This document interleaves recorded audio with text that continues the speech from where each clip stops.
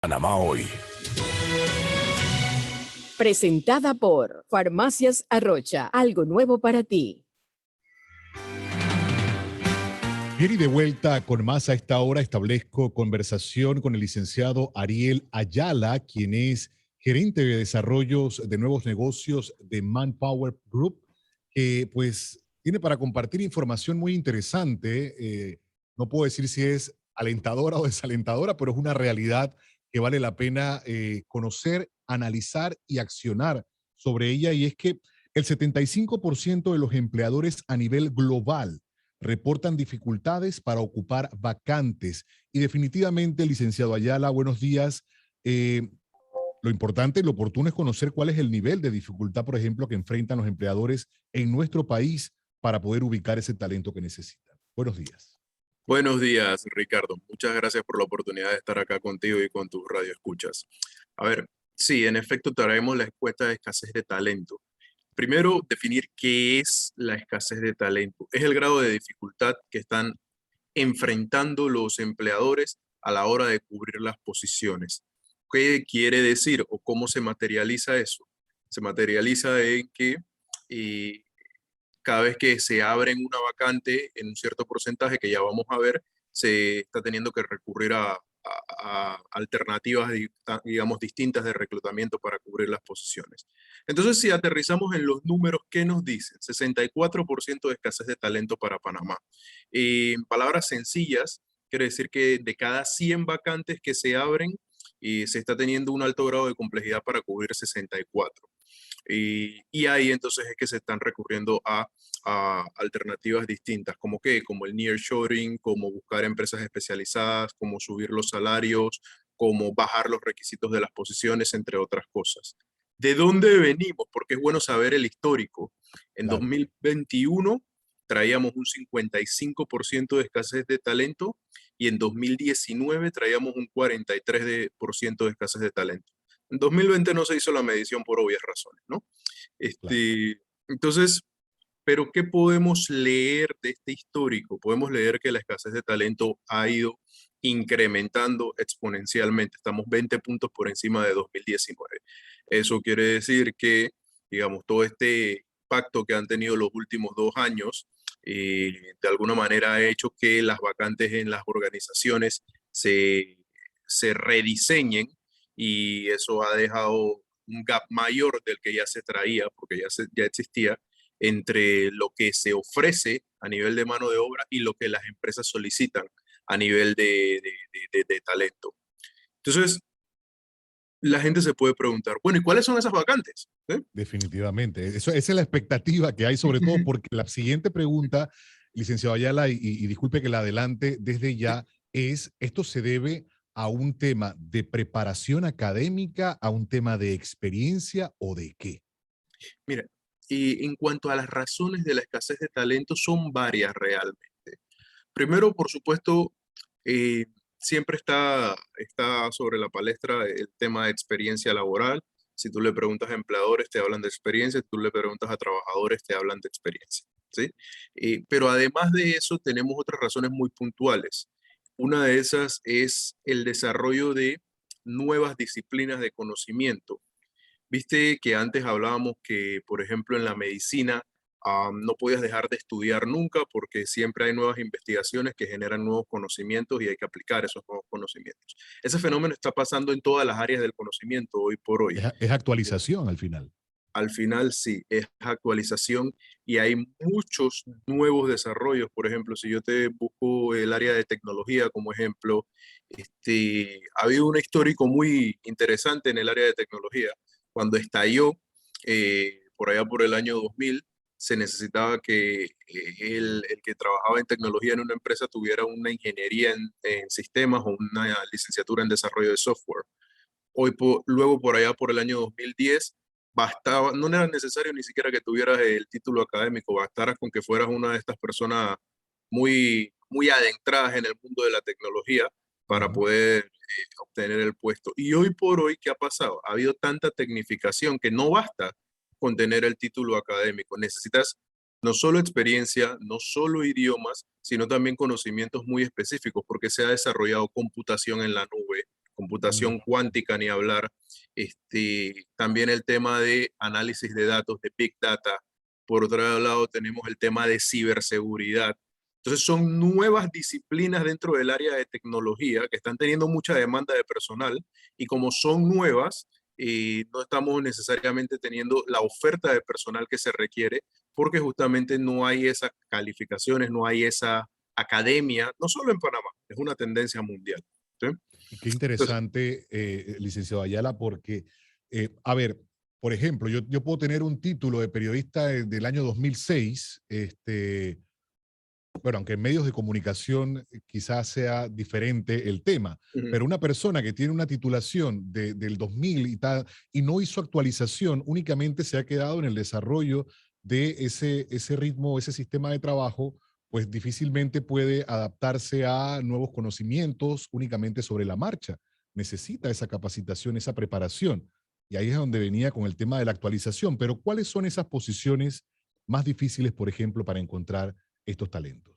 mira, todo lo que tiene que ver con atención al cliente y posiciones de front office. Por otro lado, ventas y mercadeo. En tercer lugar, tenemos operaciones y logística. Somos un país con un hub logístico importante entre puertos y aeropuertos. En cuarto lugar, el tema de administración y asistentes de oficinas, fundamental, sobre todo por el desarrollo de lenguajes y el manejo de sistemas. Y en quinto lugar, por primera vez en el top 5, recursos humanos. Las empresas cada vez están velando más por la satisfacción laboral y por la salud mental de sus empleados. Entonces se hace necesario mucho personal de recursos humanos.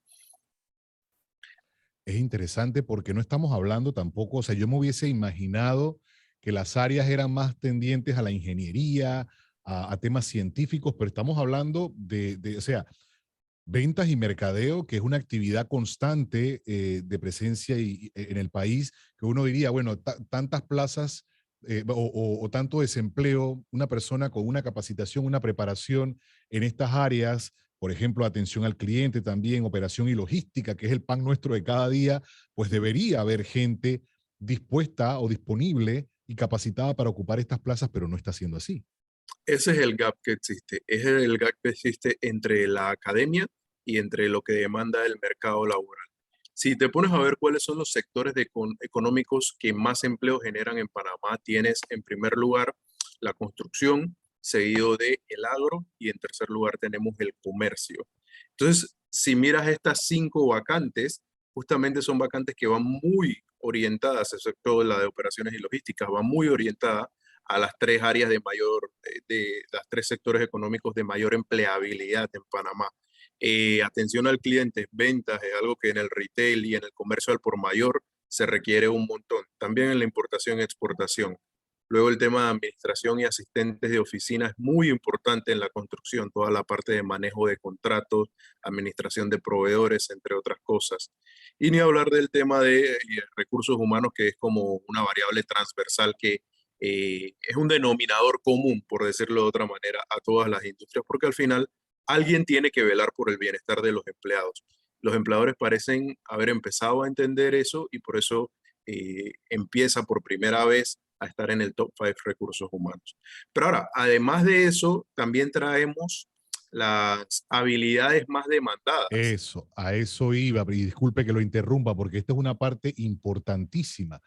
Yo puedo tener la persona también más preparada y más eficiente, pero si tiene problemas de actitud, si es una persona que camina todo el día por la oficina con una nube negra y un sentido de persecución, o me está fomentando el bochinche aquí, el chisme allá, y generando situaciones que ni siquiera han pasado, tampoco es que va a permanecer mucho tiempo en su plaza de trabajo, en su puesto de trabajo. Absolutamente, absolutamente. El tema aptitudinal y aptitudinal con P y con C juega un rol crucial a la hora de tener y mantener un trabajo. Las habilidades blandas en mayor demanda son proactividad o tomar iniciativa, esa capacidad de tener el autoencendido que le llamamos, que la persona vaya por sí misma y no le tengan que decir qué hacer. En segundo lugar, colaboración y trabajo en equipo. Y siempre esta es una habilidad fundamental, o sea, ya la era de las estrellas, de los rockstar en el mundo de trabajo pasó. O sea, Ya si no pasó. trabajas en equipo, la empresa no va a lograr sus resultados y eso no le va a convenir a nadie. Responsabilidad y disciplina, muy importante, sobre todo en estos tiempos donde el teletrabajo ya es prácticamente un beneficio o una norma dentro de las organizaciones. Es muy importante que la gente tenga responsabilidad y disciplina, que no necesite que le digan las cosas, porque eso va a hacer que te ganes la confianza de tu empleador. Por otro lado, pensamiento crítico y análisis, la capacidad de comparar, discernir, encontrar la información que realmente es valiosa, encontrar los datos que nos van a hacer llegar a las decisiones correctas para llegar a los resultados. Eso es crítico para las empresas. Y por último, creatividad y originalidad. ¿Cómo hacemos las cosas de una manera diferente? ¿Cómo nos salimos del molde para poder llegar a nuevas ideas, nuevos conocimientos y podamos derrotar a la competencia? Porque al final, en el mundo corporativo siempre se trata de poder ser el número uno dentro del negocio. Hay recomendaciones importantes que entiendo, obviamente se plantea una situación, pero también se da, por decirlo, la solución o las recomendaciones para caminar en un sentido hacia mejorar alguna de las cosas que puedan estar, pues, cojeando o débiles en este sentido. Sí, absolutamente. Hay recomendaciones. En primer lugar, crear el talento que necesitas. ¿Cómo se crea el talento? Es muy fácil, a través de la capacitación. Y esto es tan válido para empresas como para trabajadores. Las empresas deben o tienen la responsabilidad de identificar cuáles son los gaps a nivel de capacidades que tienen sus trabajadores y tratar de llenar esos gaps a través de la capacitación.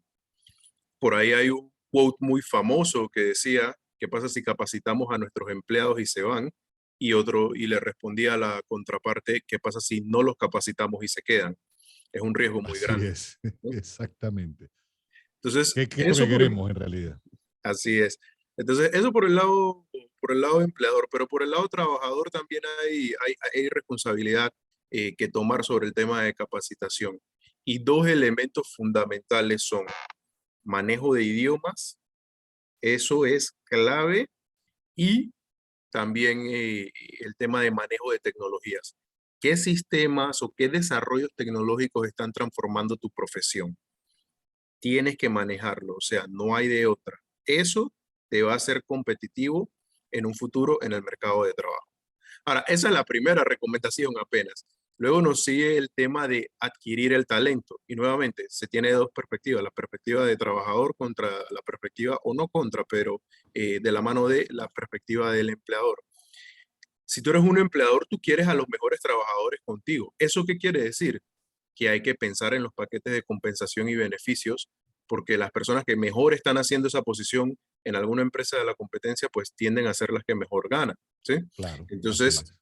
tienes que revisar los paquetes de compensación y beneficios para poder adquirir el talento que necesitas del mercado. Por otro lado, si eres trabajador, tú quieres ser la persona en la que se mira. Tú quieres ser la persona a la que le van a ofrecer ese paquete de compensaciones y beneficios porque eres el talento necesario para la empresa. Entonces tienes que dar mucho de ti, siempre cumplir tus objetivos, pero ir más allá. O sea, desarrollarte como profesional, como persona, no solo en actividades laborales, sino extracurriculares que le agreguen valor a tu currículum y que eventualmente un empleador fuera de tu compañía actual pueda ver como un gran valor para para traerte a la compañía. Sigue el tema de tomar prestado. ¿Y esto qué quiere decir? Sí, quiere decir varias cosas. Hay que incentivar el desarrollo de las personas y una de las mejores maneras de hacerlo es haciéndolos pasar por múltiples áreas dentro de las compañías. Muchas de las compañías más grandes y pioneras a nivel internacional en desarrollo de talento hacen que sus nuevos ingresos pasen por programas de desarrollo tipo, bueno, están 3 meses en ventas, 3 meses en finanzas, 3 meses en operaciones, 3 meses en recursos humanos y así ganan conocimiento grande, conocimiento ampliado del funcionamiento de la compañía.